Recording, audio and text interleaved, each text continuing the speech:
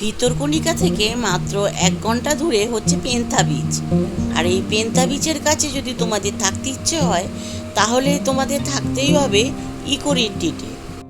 এই eco retreat কীভাবে booking করবে এবং এর সমস্ত রকম তথ্য আমাদের ইউটিউব চ্যানেলের লং ভিডিওর মাধ্যমে তুলে ধরা আছে।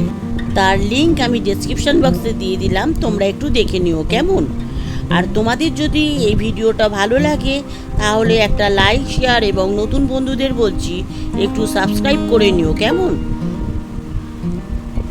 আশা করছি তোমাদের এই জায়গাটা খুবই ভালো লাগবে। তাহলে আজকের মতন বিদায় নিলাম। তোমরা সুস্থ থেকো, ভালো থেকো, আর আমাদের চ্যানেলের সাথে অতি অবশ্যই কিন্তু থেকো। তাহলে আজকের মতন বিদায় নিলাম, টাটা।